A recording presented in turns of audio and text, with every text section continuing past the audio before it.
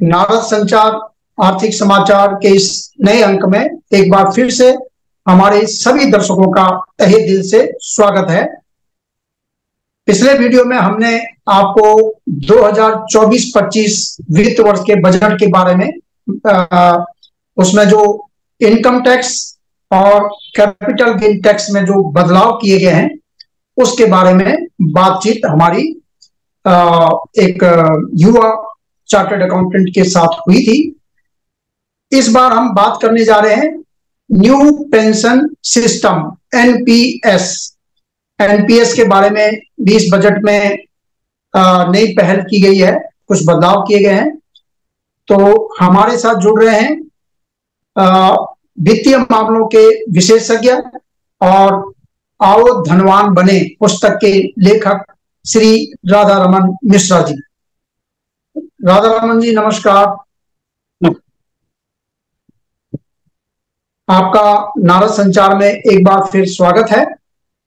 और आज हम जो 2024-25 का बजट पेश किया गया लोकसभा में, उसमें न्यू पेंशन सिस्टम के बारे में सरकार ने कुछ उसको आकर्षक बनाने की इस तरह की बातें सामने आई है कि उसको आकर्षक बनाएगी, उसमें योगदान बढ़ाएगी और उसमें एक वात्सल्य एक नया उसमें बच्चों के लिए उसमें जोड़ा गया है।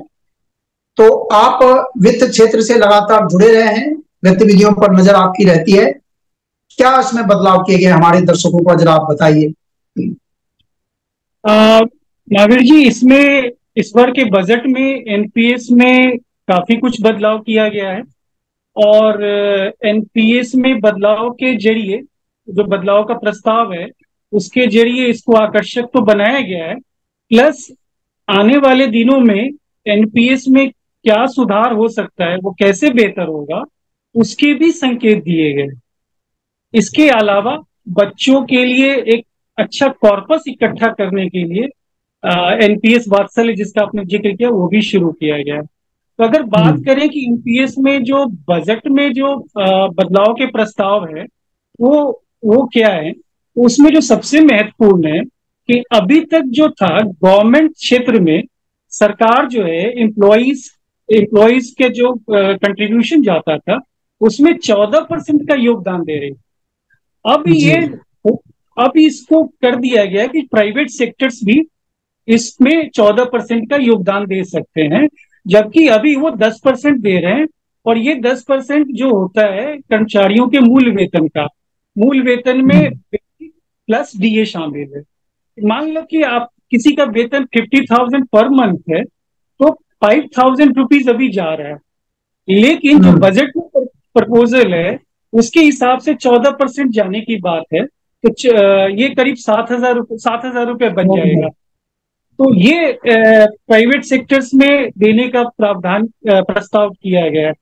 दूसरा, जो एक और बजट में चीजें की गई हैं कि जो प्राइवेट सेक्टर्स हैं, जो गवर्नमेंट बैंक्स हैं और जो पीएसयूज हैं, उनके कर्मचारियों की आय के वेतन का भी 14% कटौती का प्रस्ताव है।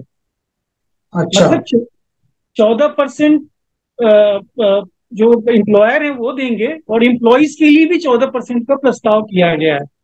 तो अच्छा। ये एक अच्छा प्रस्ताव है।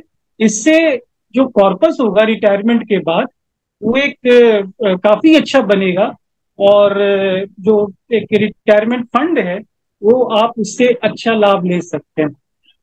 और अभी तक जो प्राइवेट सेक्टर में 10% करता था एनपीएस, अगर किसी ने लिया है तो अब 14% कटेगा एम्प्लॉय का।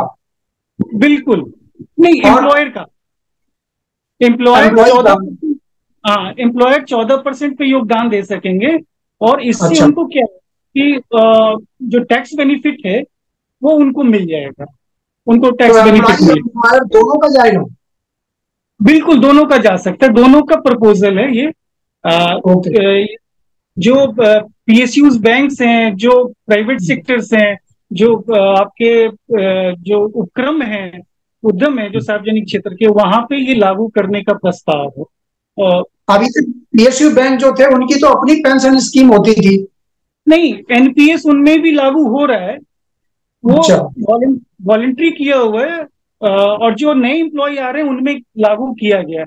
अच्छा, एक और चीज है कि जो जो चेंजेस है वो उन्हीं को फायदा होगा, मिलेगा, फायदा मिलेगा जो न्यू टैक्स सिस्टम अपनाएंगे। पुराने टैक्स सिस्टम में इसका प्रोविजन नहीं है, तो जो लोग नए टैक्स ओके। सिस्टम अपनाएंगे उन्हीं को 14% का लाभ मिलेगा। ये एक इसमें ध्यान रखना है। जी जी जी। और वात्सल्य योजना क्या है? बादशाह सर, 18 साल से नीचे के जो भी बच्चे हैं उनके हम्म, गार्जियंस या पेरेंट्स एक अकाउंट खोल सकते हैं।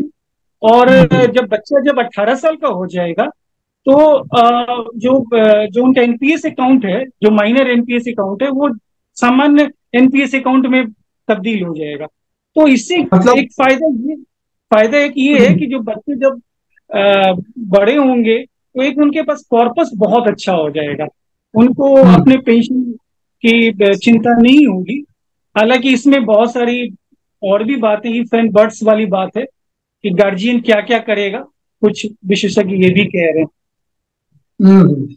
मतलब ये है कि जो अपने बच्चों के लिए अपना तो उनका होगा ही एनपीएस, बच्चों के लिए अगर करना चाहें तो वो भी अलग से उसमें कंट्रीब्यूशन कर सकते हैं। बिल्कुल बिल्कुल बिल्कुल। अच्छा, इसमें लास्ट में कोई टैक्स वैक्स भी लगता है क्या जब एनपीएस आपका, आप रिटायर हो रहे हैं या निकल रहे हैं, तो उसमें नहीं, टैक्स भी लगता है उसमें?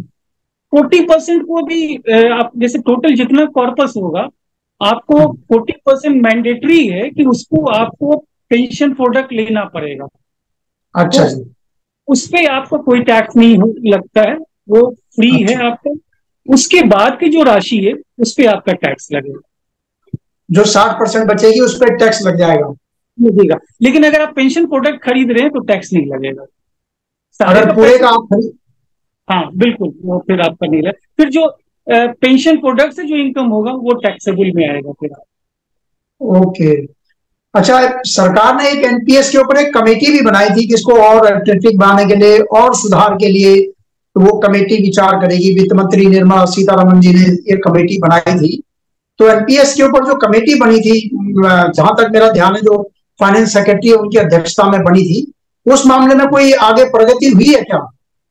बिल्कुल, सीतारमन ने, फाइनेंस मिनिस्टर ने अपने बजट में स्पीच में कहा है कि जो केंद्र सरकार के जो कर्मचारियों की जो एक परिषद है, मतलब हम्म, बोले तो जो कर्मचारियों का प्रतिनिधि मंडल है, उनके हम्म, साथ एक सार्थक बातचीत हुई है। और ओके। सोमनाथन, वित्त सचिव सोमनाथन जी ने भी कहा है कई बार हम्म, कि जो उनकी जो भी बातचीत हुई है कर्मचारी संगठनों के साथ, वो काफी अच्छी हम्म, बातचीत हुई है। लेकिन उसमें तीन कंसर्न सामने आ रहे हैं। हम्म, तीन कंसर्न आ रहे हैं। पहला है कि वो चाहते हैं कर्मचारी की भाई एक पेंशन फिक्स किया जाए। भाई हम्म, हम 40%, 60% का कंसेप्ट, मतलब कितना पेंशन मिलेगा, हमें ये हम्म, बताइए। तो एक हम्म, मॉडल पे काम चल रहा है जो आंध्र प्रदेश का 40% पे उन्होंने किया है, टोटल कॉर्पस का अच्छा। 40% हम पेंशन दें। तो हम्म, वो एक तो चल रहा है, लेकिन अभी इस पे डिसीजन लेना है, कर्मचारी संगठनों से बातचीत कर। दूसरा कंसर्न उनका ये था कि भाई जो इन्फ्लेशन है, अभी तक तो जो पुराने ओपीएस की बात करें, ओल्ड पेंशन स्कीम में, तो उसमें डीए जुड़ जाता है, हम्म, डीएनएस अलाउंस को, डीआर, डीएनएस रिलीफ जिसको बोलते हैं, तो वो उनको हम्म, बेनिफिट मिल जाता था महंगाई से, मतलब वो पेंशन बढ़ता रहता था। तो वो चाहते हम्म, हैं कि उस तरह की कोई व्यवस्था एनपीएस में भी की जाए। पहला कि ओके, आप कोई ओके। पेंशन कर दें, दूसरे कि महंगाई से निपटने के लिए कोई व्यवस्था करें। वो ओके। डीआर हो सकता है, डीए तरह का कुछ भी हो सकता है। और तीसरा हम्म, जो उनका कंसर्न था कि भाई अ, मान लो कि कोई 30 साल तक जॉब नहीं करता है, 15 साल, 20 साल, 25 साल, तो उस स्थिति में उनको कोई मिनिमम पेंशन दिया जाए। ठीक है। भाई कॉर्पस तो उनका उतना जमा होगा नहीं, 10 साल कोई हाँ नौकरी जी। कर रहा है, 15 साल नौकरी कर रहा है, तो उनके हम्म, लिए एक मिनिमम पेंशन का प्रावधान किया जाए। तो ये हम्म, तीन मुद्दे पे उनका कर्मचारी यूनियन जो है, ट्रेड यूनियन प्रतिनिधि बोल सकते हैं, उनसे हम्म। बातचीत हुई है, लेकिन अभी तक कोई डिसीजन नहीं हुआ है। मतलब सोमनाथ इसके बहुत चल रहा है, आगे आने वाले समय में ये चीजें सामने हाँ, आ सकती है। जो भी एनपीएस होल्डर्स हैं, जो एनपीएस ले रहे हैं, वो उम्मीद कर सकते हैं कि बहुत हद तक ये चांस है कि एक पेंशन राशि तय की जा सके। वो क्या होगा ये तो समय बताएगा, लेकिन एक फिक्स्ड पेंशन के रूप में उनको मिलने का प्रपोजल हो सकता है। तो हम अपने दर्शकों को बताना चाहेंगे कि केंद्र सरकार ने 1 जनवरी 2004 के बाद जो सरकारी सेवा में जितने भी कर्मचारी आए हैं उन सब के लिए एनपीएस न्यू पेंशन सिस्टम लागू है। जो पुराना पेंशन सिस्टम था वो उन पर लागू नहीं है, और उस एनपीएस को लेकर जो शंकाएं थी, लोगों को जो चिंताएं थी, उसको बेहतर बनाने के लिए ये कमेटी विचार कर रही है। उसमें कुछ बदलाव, कुछ सुझाव जो आए हैं उन पर, जैसा राधा रमन जी ने बताया, उन पर बातचीत हो रही है। राधा रमन जी, चलते चलते अब एक छोटी सी बात, एक सवाल और मैं पूछना चाहूंगा कि रोजगार के मोर्चे पर इस बजट में काफी चर्चा की जा रही है। सरकार कह रही है हमने रोजगार के लिए, वृद्धि के लिए ये बजट पेश किया है। रोजगार में क्या है इस बजट में? सर, गवर्नमेंट तो ये कह रही है कि ये रोजगार बढ़ाने वाला है। अब कितना बढ़ाने वाला है ये तो समय बताएगा।